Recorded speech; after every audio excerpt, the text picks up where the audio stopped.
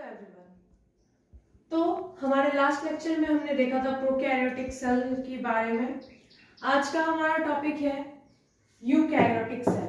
Eukaryotic, carrion का मतलब हमने लास्ट लेक्चर में देखा था, कैरियन का मतलब होता है न्यूक्लियस। यूकैरियोटिक दैट मीन्स वैसे सेल जिनमें ट्रू न्यूक्लियस हो, यानी कि जो जेनेटिक मटेरियल है वो एक इन्वेलप्ड स्ट्रक्चर में इनक्लोज्ड होता है और उसी इन्वेलप्ड स्ट्रक्चर को हम बोलते हैं न्यूक्लियस। आपने प्रोकैरियोटिक सेल हमने लास्ट लेक्चर में जो देखा था उसमें आपने देखा होगा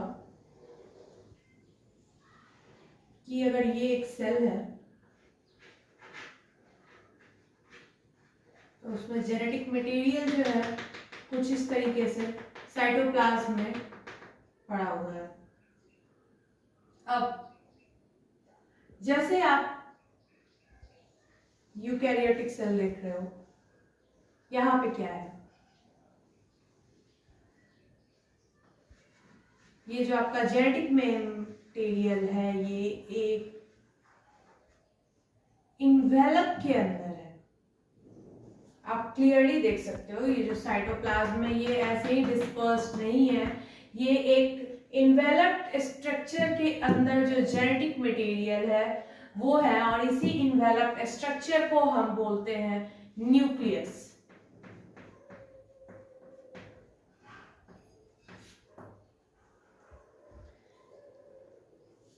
तो अगर आप पॉइंट्स देखो तो पहले पॉइंट में हमने साफ साफ मेंशन किया हुआ है, cell possesses an organized nucleus with nuclear envelope। Clearly देखो आप यहाँ पे जो जेनेटिक मटेरियल है ये ऑर्गेनाइज्ड फॉर्म में है और एक इन्वेलप के अंदर है और इस कंप्लीट स्ट्रक्चर को हमने न्यूक्लियस कहा। प्रोकैरियोटिक सेल और ये है आपका यूकैरियोटिक सेल। यहाँ कोई न्यूक्लियस प्रेजेंट नहीं है, जो जेनेटिक मटेरियल है वो साइटोप्लाज्म में ऐसे ही रैंडमली पड़ा हुआ है, बट यहाँ पे आप देखोगे तो एक ऑर्गेनाइज्ड न्यूक्लियस है। नेक्स्ट पॉइंट जो हमारा है वो है extensive compartmentalisation of the cytoplasm through the presence of membrane bond organelles.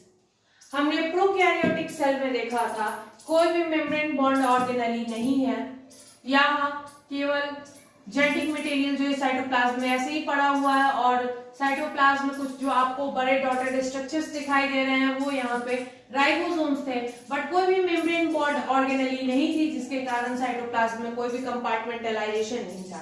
But जैसे आप यूकैरियोटिक सेल में आओगे आप देखोगे बहुत सारे मेम्ब्रेन बॉन्ड ऑर्गेनेलीज हैं। इन ऑर्गेनेलीज का हम बाद में डिटेल स्ट्रक्चर और इनका नाम सब देखेंगे, बट अभी आप एक ऐसे ही जान लो कि मेम्ब्रेन बॉन्ड बहुत सारी ऑर्गेनेलीज हैं। ये मेम्ब्रेन बॉन्ड ऑर्गेनेली जो है ये अपना अलग अलग स्पेसिफिक फंक्शन भी परफॉर्म करती हैं। अब जैसे आप नेक्स्ट पॉइंट में आओगे आप देखोगे variety of complex locomotory and cytoskeletal structures are present. आप जैसे ही यूकैरियोटिक सेल में आओगे, आप जब हम यूकैरियोटिक सेल का एग्जांपल देखेंगे तो आप देखोगे बहुत सारे ऐसे रॉड लाइक स्ट्रक्चर्स आपको दिखाई देंगे। इसमें ये रॉड लाइक स्ट्रक्चर्स होते क्या हैं, इनका काम ये होता है कि ये सेल को एक फ्रेमवर्क दे। जब प्रोकैरियोटिक सेल हमने पढ़ा था तो आपने देखा था कि जो प्लाज्मा मेम्ब्रेन है वो अंदर की तरफ इन्वेजिनेशन शो कर रही थी और इन इन्वेजिनेशंस को हमने नाम दिया था मीजोसोम्स।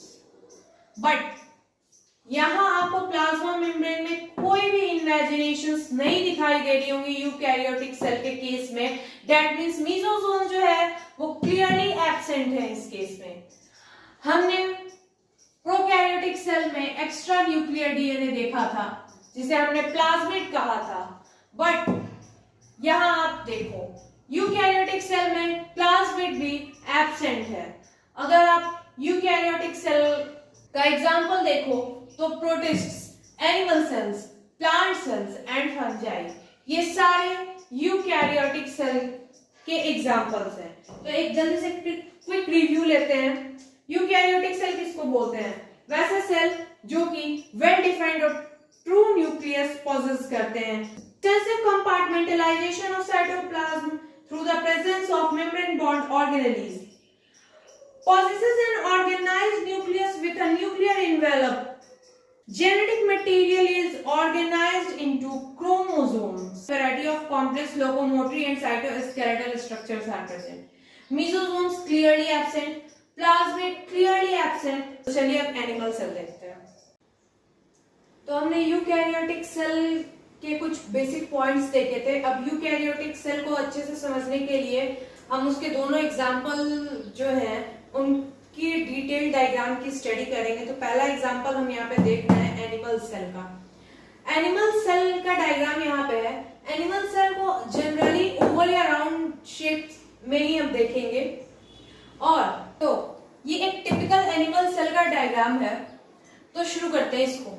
सबसे पहले तो आप ये देखो, एनिमल सेल में हमने देखा था कि आउटर मोस्ट लेयर जो होती है वो प्लाज्मा मेम्ब्रेन कहलाती है। ये रहा आपका प्लाज्मा मेम्ब्रेन, जो कि एक थिन सी लेयर है जो इस सेल को एक बाउंड्री प्रोवाइड करा रही है। ये प्लाज्मा मेम्ब्रेन जो कि लिपिड और प्रोटीन की बनी होती है। अब अंदर की तरफ चलते हैं। तो यूकैरियोटिक सेल का जो सबसे इंपॉर्टेंट कैरेक्टरिस्टिक है वो ये कि एक डिफाइंड न्यूक्लियस होता है। यहां आप इसका न्यूक्लियस देख रहे हो। इस न्यूक्लियस को जैसे आप देख रहे हो, आप प्रोकैरियोटिक सेल से कंप्लीटली डिफरेंशिएट कर पा रहे होगे, क्योंकि यहाँ जो जेनेटिक मटेरियल है वो एक इन्वेलप के अंदर इनक्लोज्ड है और इस इन्वेलप को हम बोलते हैं न्यूक्लियर इन्वेलप। आप यहाँ देखो थोड़ा, क्योंकि ये डायग्राम में बहुत सारे ऑर्गेनेलीज बने हुए हैं तो आपको मे भी हो सकता है उतना क्लियर नहीं दिखाई दे, इसलिए मैंने न्यूक्लियस को यहाँ पे अलग से ड्रॉ किया हुआ है। यहाँ आप देखो, ये न्यूक्लियस जो है, ये सबसे पहले इसमें आप बाहर की तरफ से देखना शुरू करो। सबसे पहले ये जो मेम्ब्रेन है जो जेनेटिक मटेरियल को इनक्लोज किए हुए है, उसको हम बोलते हैं न्यूक्लियर इन्वेलप। यहाँ दो लेयर है, ये बाइमेम्ब्रेनस है, outer membrane and inner membrane. जगह जगह आपको ये पोर्स भी दिखाई देंगे। ये आप ध्यान से देखो तो यहाँ पोर्स हैं। इन पोर्स को न्यूक्लियर पोर कहा गया। उसके बाद अंदर आप एक डार्क स्टेन्ड स्ट्रक्चर देखोगे इसके, उसे हम बोलते हैं न्यूक्लियोलस और न्यूक्लियोलस। बट इसके अंदर ये जो आप डॉटेड स्ट्रक्चर देख रहे हो, ये एक्चुअली एक मैट्रिक्स से फिल्ड होता है। उस मैट्रिक्स को हम बोलते हैं न्यूक्लियोप्लाज्म। और इस न्यूक्लियोप्लाज्म के अंदर ही ये जो आपको थ्रेड लाइक या फाइबर लाइक स्ट्रक्चर दिख रहा है, इसे ही क्रोमेटिन फाइबर बोलते हैं। एक्चुअली यही हमारा जेनेटिक मटेरियल है। ये सारे जो स्ट्रक्चर्स हैं ये मिलके आपका न्यूक्लियस बनाते हैं। यहाँ आपने न्यूक्लियस को अच्छे से देखा, अब आपको कंफ्यूजन नहीं होगा। यहाँ पे आप सारे स्ट्रक्चर देख पाओगे। ये जो आपका डॉटेड स्ट्रक्चर है ये आपका न्यूक्लियोप्लाज्म हो गया। ये डार्क स्टेन्ड बॉडी न्यूक्लियोलस हो गई आपकी। ये जो थ्रेड लाइक स्ट्रक्चर है जो कि हमारा जेनेटिक मटेरियल है। अब आप एक चीज ध्यान से देखो, यहाँ पे आप जो न्यूक्लियर मेम्ब्रेन देख रहे हो, यहां से एक टिब्यूल्स का नेटवर्क शुरू हो रहा है। इस टिब्यूल के नेटवर्क को हम बोलते हैं एंडोप्लाज्मिक रेटिकुलम। ये एंडोप्लाज्मिक रेटिकुलम जो है दो तरीके के होते हैं। यहाँ पे आप देखो, मैंने यहाँ पे दिया है rough endoplasmic reticulum. Rough endoplasmic reticulum क्यों? वहां पे आप उसके सरफेस पे देख रहे हो डॉटेड स्ट्रक्चर्स। ये डॉटेड स्ट्रक्चर्स जो हैं ये राइबोसोम्स हैं। यहाँ पे आप देखो स्मूथ एंडोप्लाज्मिक रेटिकुलम, जो कि आपके साइटोप्लाज्म में आपको ऐसे ही मिल जाएगा फ्रीली। यहाँ पे इसके सरफेस पे कोई भी डॉटेड स्ट्रक्चर्स नहीं है, आप ध्यान से देखो। बट यहाँ पे डॉटेड स्ट्रक्चर्स हैं इसके सरफेस पे। ये डॉटेड स्ट्रक्चर्स कुछ नहीं, जब आपके राइबोसोम्स है। ये राइबोसोम्स जो हैं वो एटीएस राइबोसोम्स है। यहाँ आप प्रोकैरियोटिक सेल और यूकैरियोटिक सेल में एक डिफरेंस देख रहे हो कि राइबोसोम्स तो वहां भी थे, राइबोसोम्स यहाँ भी हैं, बट वहां पे 70s राइबोसोम्स थे और यहाँ पे 80s राइबोसोम्स हैं। राइबोसोम आपको साइटोप्लाज्म में स्कैटर्ड भी मिलेंगे, बट वो भी 80s राइबोसोम्स ही होते हैं। अब ये राइबोसोम्स यहाँ पे अटैच्ड हैं एंडोप्लाज्मिक रेटिकुलम को, एक रफ लुक दे रहे हैं, इसीलिए इसे रफ एंडोप्लाज्मिक रेटिकुलम कहा। राइबोसोम्स जहां भी इन्वॉल्व हो रहे हैं वहां पे प्रोटीन सिंथेसिस ऑटोमेटिक ही हमारे दिमाग में क्लिक करना चाहिए, क्योंकि राइबोसोम्स का मेन फंक्शन ही प्रोटीन सिंथेसिस होता है। यानी यहाँ पे अगर राइबोसोम्स अटैच है एंडोप्लाज्मिक रेटिकुलम पे तो आप सीधे सीधे ये देखो कि रफ एंडोप्लाज्मिक रेटिकुलम जो है वो प्रोटीन सिंथेसिस में इन्वॉल्व है। और यहाँ पे राइबोसोम्स जो है स्मूथ एंडोप्लाज्मिक रेटिकुलम पे अटैच्ड नहीं है, मींस यहाँ कोई प्रोटीन सिंथेसिस नहीं हो रही है। स्मूथ एंडोप्लाज्मिक रेटिकुलम का फंक्शन अगर देखोगे तो ये लिपिड सिंथेसिस में इन्वॉल्व होते हैं। ये तो हो गया एंडोप्लाज्मिक रेटिकुलम। अब आप नेक्स्ट जब आओगे, आपने राइबोसोम्स भी देख लिए कि या तो वो साइटोप्लाज्म में स्कैटर्ड हो या तो वो एंडोप्लाज्मिक रेटिकुलम के ऊपर हो। यहाँ पे 80s राइबोसोम्स पाए जा रहे हैं एस सेट यूनिट। अब यहाँ देखो ये टर्म साइटोप्लाज्म जो हमने पहले भी देखा था, थोड़ा इसे देखते हैं। प्लाज्मा मेम्ब्रेन और न्यूक्लियर मेम्ब्रेन के बीच में जो स्पेस है वो जेलेटिनस सब्सटेंस से फिल्ड होता है और उसी जेलेटिनस सब्सटेंस या मटेरियल को हम साइटोप्लाज्म बोलते हैं। साइटोप्लाज्म जो है मेटाबॉलिक एक्टिविटीज के लिए मेन एरेना का काम करता है, क्योंकि जितने भी ऑर्गेनेलिज आप देख रहे हो यहाँ पे ये सब साइटोप्लाज्म में ही है। और जितनी भी मेटाबॉलिक एक्टिविटीज हो रही हैं, जो भी एंजाइम्स है, या तो वो ऑर्गेनेलिज में है या ऑर्गेनेलिज के बाहर साइटोप्लाज्म में है, वो सब फंक्शन कर रहे हैं मेटाबॉलिज्म के लिए, बट हर फंक्शन जो है साइटोप्लाज्म में ही हो रहा है, क्योंकि ऑर्गेनेलिज जो है वो भी साइटोप्लाज्म में ही प्रेजेंट है। उसके बाद यहाँ पे आप देखो एक सिंगल मेम्ब्रेन बॉन्ड स्ट्रक्चर है जिसे हमने लाइसोसोम बोला है। ये एक्चुअली है क्या? लाइसोसोम जो है वो एक बहुत सारे एंजाइम को एक मेम्ब्रेन से इंक्लोज किया हुआ स्ट्रक्चर है। इसमें बहुत सारे एंजाइम होते हैं, हाइड्रोलाइटिक एंजाइम्स। ये एंजाइम्स का फंक्शन होता है डाइजेशन, सेल सुसाइडल बैक भी इन्हें बोलते हैं, क्योंकि आप देखते हो कि जब भी सेल में कोई डिफॉर्मिटीज आती हैं तो ये जो लाइसोसोम है, हमने पढ़ा था 9th में कि ये बस्ट कर जाते हैं और इनके बस्ट करने के बाद जो भी इनसे एंजाइम निकलते हैं वो सेल को ही डाइजेस्ट कर देते हैं। तो बेसिकली तो जब तक सेल में कोई भी डिफॉर्मिटीज नहीं आ रही है, इसका फंक्शन यही होता है कि सेल में जो भी फूड का डाइजेशन होता है या फिर जो भी ऑर्गेनेलिज डैमेज हो चुकी हैं जिनकी सेल को जरूरत नहीं है उनको डाइजेस्ट करना। बट जैसे ही सेल में कोई ऐसी डिफॉर्मिटीज आती है जिसको सेल रिपेयर नहीं कर सकता है तो ये बस्ट कर जाते हैं और इसमें जो एंजाइम्स होते हैं वो इतने ज्यादा स्ट्रांग होते हैं कि वो पूरे के पूरे सेल को ही डाइजेस्ट कर लेते हैं। उसके बाद आप कुछ और स्ट्रक्चर देख रहे हो यहाँ पे, इन्हें हमने वैक्यूल बोला। मतलब सिंगल मेम्ब्रेन से ही बॉन्ड होते हैं और इसके अंदर वेस्ट फील्ड होता है। अभी हम वैक्यूल में डिटेल में पढ़ेंगे, वरना ये जो लेक्चर है वो लंबा खिंच जाएगा अगर हम अभी सारे ऑर्गेनेलिज की डिटेल स्ट्रक्चर पढ़ने लगे और फंक्शन। तो इसके बाद आप यहाँ देखो गोल्गी एपरेटस, इसको थोड़ा ध्यान से देखते हैं। गोल्गी एपरेटस जो है, जब इसको हम ड्रॉ करते हैं तो आप ध्यान से देखो, यहाँ आपको इसके दो फेस देख रहे हैं, कनकेव फेस और कन्वेक्स फेस।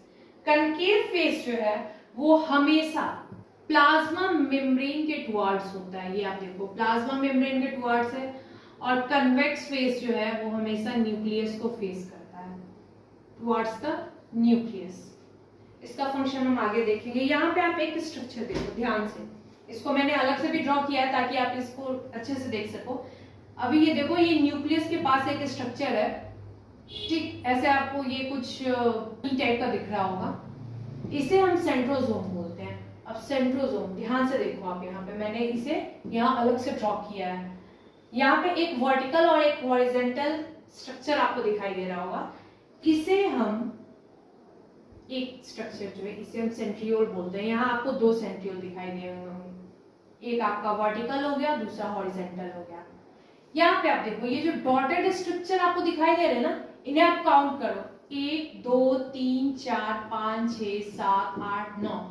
एग्जैक्टली जब भी आप ड्रॉ करोगे तो एग्जैक्टली 9 डॉटेड स्ट्रक्चर ही ड्रॉ करोगे। इसी डॉटेड स्ट्रक्चर को हम बोलते हैं पेरीसेंट्रियोलर फाइबर्स, जो कि सेंट्रियोल को इंसर्कल किए हुए हैं।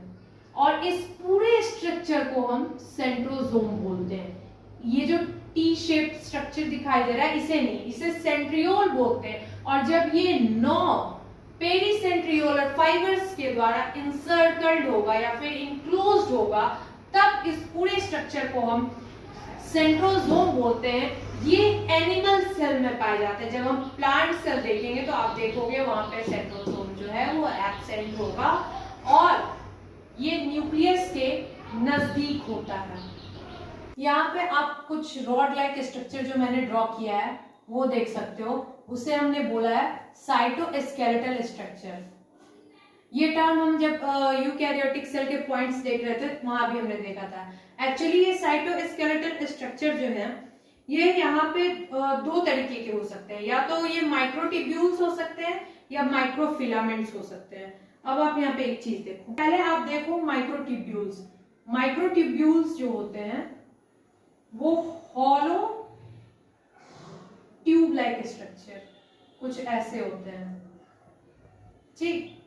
ये आपके हो गए माइक्रोट्यूब्यूल्स।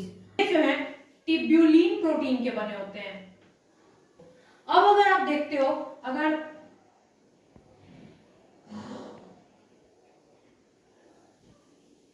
ये स्ट्रक्चर देखो आप,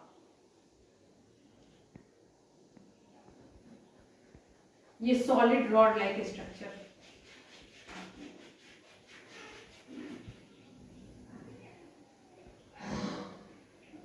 ये सॉलिड रॉड लाइक स्ट्रक्चर जो है ये आपका माइक्रोफिलामेंट हो गया जो कि एक्टिन प्रोटीन से बना होता है। तो साइटोस्केलेटल स्ट्रक्चर जो है वो इन दोनों में से किसी के भी हो सकते हैं। साइटोस्केलेटल स्ट्रक्चर जो है इनका फंक्शन क्या है? इनका फंक्शन है स्ट्रेंथ और फ्रेमवर्क सेल को प्रोवाइड कराना। अब ये साइटोस्केलेटल स्ट्रक्चर भी हम थोड़ा डिटेल में देखेंगे। सबसे इंपॉर्टेंट ऑर्गेनेली जो है वो है हमारा माइटोकॉन्ड्रिया। वहां मैंने लेवल कर रखा है। सिंगुलर जो होता है वो माइटोकॉन्ड्रियन होता है और प्लूरल जो होता है वो माइटोकॉन्ड्रिया। हमने 9th में पढ़ रखा है कि माइटोकॉन्ड्रिया को जो है power house of the cell भी बोलते हैं, क्योंकि एटीपी जनरेशन माइटोकॉन्ड्रिया से ही होता है। यहाँ पे आप देख रहे हो कि ये एक डबल मेम्ब्रेनस स्ट्रक्चर है। इसको यहाँ पे देखो, यहाँ मैंने थोड़ा सा बड़ा ड्रॉ किया है ताकि आप देख सको। जो आउटर मेम्ब्रेन है वो रेगुलर है, बट जो इनर मेम्ब्रेन है उसमें थोड़े से इन्वेजिनेशंस हैं। इसके स्ट्रक्चर को हम डिटेल में देखेंगे, बट ये हम जानते हैं कि power house of the cell है, क्योंकि एटीपी फॉर्मेशन यहाँ से होता है। एनर्जी जो होती है सेल को यहीं से मिलती है अपनी सारी मेटाबॉलिक एक्टिविटीज परफॉर्म करने के लिए। सेलुलर रेस्पिरेशन जो है हमने प्रोकैरियोटिक सेल में देखा था कि मीजोसोम्स के थ्रू होता है, बट यहाँ पे सेलुलर रेस्पिरेशन जो है माइटोकॉन्ड्रिया से होता है। यहाँ पे एक स्पेसिफिक ऑर्गेनेली है सेलुलर रेस्पिरेशन के लिए। हमने इसी माइटोकॉन्ड्रिया के एनालॉगस मीजोसोम्स को कहा था। इसको हम डिटेल में देखेंगे। अब यहाँ पे आपने देखा कि यहाँ पे बहुत सारे ऑर्गेनेलीज हैं, बहुत सारे स्ट्रक्चर्स हैं जिनका हमने अभी ओवरव्यू देखा है। आगे हम इसको डिटेल में देखेंगे। वहां पे आप एक छोटा सा स्ट्रक्चर और देख रहे हो जिसको पेरोक्सिसोम बोलते हैं।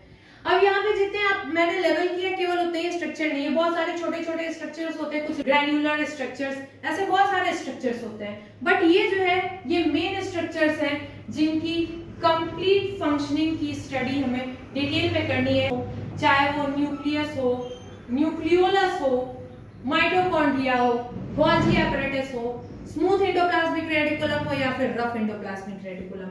तो नेक्स्ट अब हम देखेंगे, अभी तो हमने एनिमल सेल देखा, नेक्स्ट हम देखने जा रहे हैं प्लांट सेल।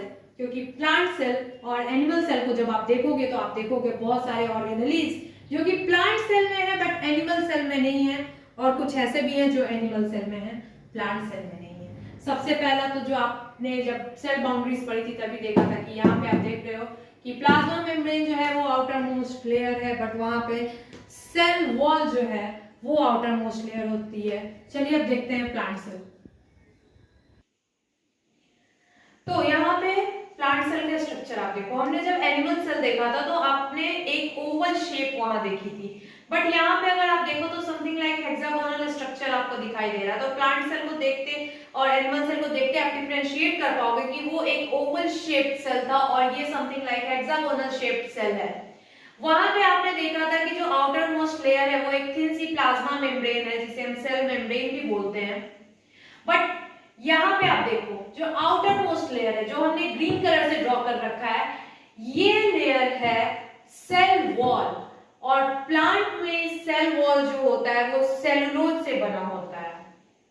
अब मिडिल लैमेला, आप देखो बहुत थिन सी जो ये चीज दिखाई दे रही है, इसे हमने बोला है मिडिल लैमेला। अब आप चलो, आप नेक्स्ट आओ, इससे अंदर की तरफ जब आप आओगे तो आपने जो सेकंड लेयर देखी है वो है हमारा plasma membrane, rough endoplasmic reticulum. ये एज इट इज ही है, ये न्यूक्लियस के जो आउटर लेयर बोल लो, वहां से कंटिन्यूअसली जो है वो प्लाज्मा मेम्ब्रेन की साइड पे आपको दिख रही है, ये कंटिन्यूअस टू प्लाज्मा मेम्ब्रेन होती है। और यहाँ पे जो सैंड लाइक येलो डॉट्स आपको दिखाई दे रहे हैं वो राइबोसोम्स है, जो कि एंडोप्लाज्मिक रेटिकुलम को रफ स्ट्रक्चर प्रोवाइड कराते हैं। ये हमने एनिमल सेल में देखा था, एज इट इज सेम ही है। और यहाँ पे आप ये देखो जो है साइटोप्लाज्म में फ्री राइबोसोम्स भी पाए जाते हैं, और as it is animal cell में जैसे हमने देखा था कि 88 राइबोसोम्स पाए जाते हैं, यहाँ पे भी 88 राइबोसोम्स ही हैं। और साइटोप्लाज्म में आप देखो ये जो फ्री स्ट्रक्चर्स हैं इन्हें हमने बोला है smooth endoplasmic reticulum. Same animal cell की तरह ये साइटोप्लाज्म में फ्री होते हैं, ये न्यूक्लियस से या फिर किसी भी ऑर्गेनेल से अटैच नहीं होते हैं, और इन्हें स्मूथ एंडोप्लाज्मिक रेटिकुलम इसलिए बोलते हैं क्योंकि इनके सरफेस पे राइबोसोम्स अटैच नहीं है। तो हम जानते हैं रफ एंडोप्लाज्मिक रेटिकुलम क्योंकि राइबोसोम इन्वॉल्व है, यानी कि प्रोटीन सिंथेसिस कर रहा है। स्मूथ एंडोप्लाज्मिक रेटिकुलम या राइबोसोम इन्वॉल्व नहीं है, that means no protein synthesis. But एक मेजर चीज आप देखो यहाँ पे आप देख रहे हो कि एनिमल सेल में जो था न्यूक्लियस ऑलमोस्ट सेंट्रली लोकेटेड था, बट जैसे ही आप प्लांट सेल का स्ट्रक्चर देखो न्यूक्लियस जो है वो साइड में। क्यों साइड में? क्योंकि यहाँ पे एक बहुत बड़ा सा ऑर्गेनेली आप देख रहे हो जिसने ये सेल का मेजॉरिटी ऑफ स्पेस कवर कर रखा है और न्यूक्लियस को एक साइड में धकेल दिया है। इससे हमने नाम दिया वैक्यूल। वैक्यूल क्या है? एक ऐसा ऑर्गेनेली है जो कि एक सिंगल मेम्ब्रेन से इनक्लोज्ड है और इसके अंदर वाटरी फ्लूइड जो होता है वो प्रेजेंट होता है। अब ये देखो हमने यहाँ पे वैक्यूल को सेपरेटली ड्रॉ किया है ताकि आप इसे अच्छे से देख के समझ पाओ कि इसके अंदर क्या है। इसके अंदर जो वाटरी सब्सटेंस है इसे हमने सैप नाम दिया, और ये जो वाटरी सब्सटेंस है इसकी कॉम्पोजिशन क्या है? एक्चुअली इसमें मिनरल्स और आयंस होते हैं इस फ्लूइड में।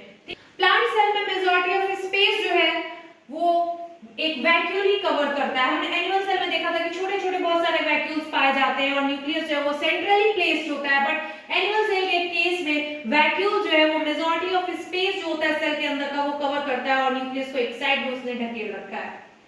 अब न्यूक्लियस अगर आप देखो तो हमने न्यूक्लियस की डिटेल स्टडी एनिमल सेल में जो की थी, यहाँ पे न्यूक्लियस सेम ही मिलेगा आपको, न्यूक्लियोलस मिलेगा, क्रोमैटिन फाइबर्स मिलेंगे और न्यूक्लियर पोर मिलेंगे। ये डबल मेम्ब्रेन से बॉन्ड होता है जो होता है वो न्यूक्लियोप्लाज्म होता है, और इसके आउटर सरफेस पे प्लाज्मा मेम्ब्रेन से कंटिन्यूअस ट्यूब्यूल लाइक स्ट्रक्चर्स का नेटवर्क होता है, उसे हम एंडोप्लाज्मिक रेटिकुलम बोलते हैं। तो ये आप समझ लो सेम ही चीज है। अब आप देखो गोल्जी एपैरेटस या फिर गोल्जी बॉडी। हमने एनिमल सेल के केस में देखा था कि जो गोल्जी एपैरेटस है वो न्यूक्लियस के काफी नजदीक होता है, बट यहाँ पे आप देखो ये दूर होता है। एक्चुअली यहाँ पे आपको देखने से नजदीक लग रहा होगा, बट ये ड्रॉ करते टाइम मतलब थोड़ा सा स्पेस कम हो गया था और सबसे लास्ट में हमने ड्रॉ किया, इसलिए हम उतना स्पेस लेके नहीं ड्रॉ कर पाए। बट न्यूक्लियस से थोड़ा दूर होता है और कनकेव कन्वेक्स फेस की अलाइनमेंट एज इट इज होती है जैसे कि एनिमल सेल में होती है। बट यहाँ देखो मैंने स्टार मार्क देके एक डिफरेंट कलर से इसे लिखा है डिप्टियोसोम्स। ठीक, प्लांट के केस में गोल्जी बॉडी को या गोल्जी एपैरेटस को एक और नाम से जानते हैं जिसे डिप्टियोसोम बोलते हैं, और यहाँ मैंने मेंशन भी कर दिया है slightly away from the nucleus, क्योंकि डायग्राम से आपको कंफ्यूजन हो सकती है। जब आप ड्रॉ करना तो थोड़ा सा स्पेस लेके उसे और अलग ड्रॉ करना। अब माइटोकॉन्ड्रियन ये थोड़े एनिमल सेल से थोड़े मतलब नंबर में यहाँ पे कम होते हैं, हम जानते हैं ये सेलुलर रेस्पिरेशन में हेल्प करते हैं। अब आप आओ लाइसोसोम। लाइसोसोम जो है ये भी अगर आप देखो तो इनका नंबर भी जो है एनिमल सेल के कंपैरिजन में कम होता है, और प्लांट लाइसोसोम को स्फेरोसोम्स के नाम से भी हम जानते हैं। अब यहाँ पे आप देखो कुछ माइक्रो बॉडीज भी होती हैं जो हमने छोटा छोटा ड्रॉ कर रखा है, बहुत सारे छोटे छोटे ऑर्गेनेलीज को अगर आप मतलब उनका नाम ना देके उन्हें एक कंबाइंड नाम दो तो उन्हें माइक्रो बॉडीज बोलते हैं। वहां पे आप देखो हमने मेंशन किया है पेरोक्सिसोम, बट वो एक माइक्रो बॉडी मतलब का नाम हुआ, बहुत सारे होते हैं तो मैंने सबका नाम अलग अलग मेंशन करने के बजाय एक का मैंने वहां करा है मेंशन। बट आप जान लो कि बहुत सारे ऑर्गेनेलीज जो होते हैं छोटे छोटे उन्हें कंबाइंडली आप माइक्रो बॉडीज बोल दो। उनमें हमें देखने हैं पेरोक्सिसोम, ग्लाइकोक्सिसोम्स। यहाँ भी थ्रेड लाइक स्ट्रक्चर्स जो है वो प्रेजेंट होते हैं और यहाँ हम इन्हें माइक्रोट्यूब्यूल्स बोलते हैं। ये हमने पूरे डिटेल में जब हम एनिमल सेल देख रहे थे हमने देखा था। अब नेक्स्ट आओ आप यहाँ पे प्लाज्मोडेस्माटा। प्लाज्मोडेस्माटा ये हम इन लेयर्स की डिटेल स्टडी में देखेंगे। यहाँ आप देखो ध्यान से कि यहाँ पे आपको एक स्पेस दिख रहा होगा, क्या बोलते हैं मतलब इन दोनों लेयर्स के बीच में एक ओपन चैनल या स्पेस या फिर गेट टाइप का स्ट्रक्चर है जहां पे ना सेलुलोज की डिपोजिशन नहीं है ताकि जो भी मटेरियल का एक्सचेंज है वो इजीली हो सके सेल और उसके आउटर एनवायरनमेंट में। या फिर ये जो प्लाज्मोडेस्माटा है वो सेल टू सेल में भी मतलब अगर यहाँ पे कोई दूसरा सेल है जहां पे बीच में कोई भी स्पेस नहीं और बिल्कुल टाइट जंक्शन है यानी कि दोनों का जो सेल वॉल है वो क्लोजली अटैच है तो दोनों में प्लाज्मोडेस्माटा के थ्रू डायरेक्ट जो है मटेरियल्स का एक्सचेंज हो सकता है। अब ये तो आपने देख के बताया कि इन दोनों में डिफरेंस क्या है प्लांट सेल और एनिमल सेल में स्ट्रक्चर के बेसिस पे। बट दो ऐसे ऑर्गेनेलीज हैं जो बहुत इंपॉर्टेंट है। प्लांट के केस में हम एक एक्स्ट्रा ऑर्गेनेली यहाँ पे देख रहे हैं जिसका हमने नाम दिया है क्लोरोप्लास्ट। इसे मैंने हाईलाइट किया ताकि आप इसे याद रखो। प्लांट और एनिमल सेल में डिफरेंशिएट करने का ये एक मेजर पॉइंट है। एनिमल सेल में कोई क्लोरोप्लास्ट नहीं होता है, प्लांट सेल में क्लोरोप्लास्ट होता है क्योंकि आप जानते हो ये फोटोसिंथेसिस में रोल प्ले करता है। अब आप यहाँ पे एक ऑर्गेनेली मिसिंग देख रहे हो जो आपने एनिमल सेल में देखा था, सेंट्रोसोम्स। प्लांट के केस में सेंट्रोसोम्स नहीं होते हैं। अब आप कंप्लीटली डिफरेंशिएट कर सकते हो प्लांट सेल और एनिमल सेल को बिना किसी प्रॉब्लम के। एक क्विक रिव्यू ले लेते हैं जो कि मेजर पॉइंट्स है। वहां आपने एनिमल सेल में देखा था कि ओवल स्ट्रक्चर है, प्लांट सेल में हम देख रहे हैं कि समथिंग लाइक हेक्सागोनल स्ट्रक्चर है। यहाँ पे एक एक्स्ट्रा मेम्ब्रेन है या एक्स्ट्रा लेयर है। प्लांट में देखा है इसका नाम है सेल वॉल जो कि एनिमल सेल में एब्सेंट है। यहाँ पे एक एक्स्ट्रा ऑर्गेनेली है जिसे कि हमने क्लोरोप्लास्ट बोला है जो कि एनिमल सेल में एब्सेंट है। एनिमल सेल में जो सेंट्रोसोम नाम की ऑर्गेनेली होती है वो प्लांट सेल में एब्सेंट है। वैक्यूल जो होता है वो मेजॉरिटी ऑफ स्पेस को कवर करता है और न्यूक्लियस को साइड में ढकेल देता है यानी पुश कर देता है। गोल्गी एपरेटस जो है उसे डिक्टियोसोम बोलते हैं और वो न्यूक्लियस से स्लाइटली अवे होता है in comparison to animal cell के। और यहाँ लाइसोसोम्स को एक स्पेशल नाम देते हैं स्फेरोसोम्स और ये भी नंबर में कम होते हैं। माइटोकॉन्ड्रिया भी यहाँ as compared to animal cell थोड़े नंबर में कम होते हैं। और यहाँ पे आप देख लो ये तो जो व्हाइट डॉटेड स्ट्रक्चर हमने दिखाया है वो आपका साइटोप्लाज्म है ही।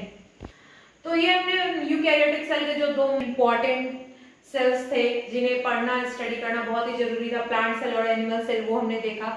अब नेक्स्ट लेक्चर में हम आगे के टॉपिक्स देखेंगे। इसे आप स्क्रीनशॉट लेके अपने नोट्स में मेंशन कर लेना।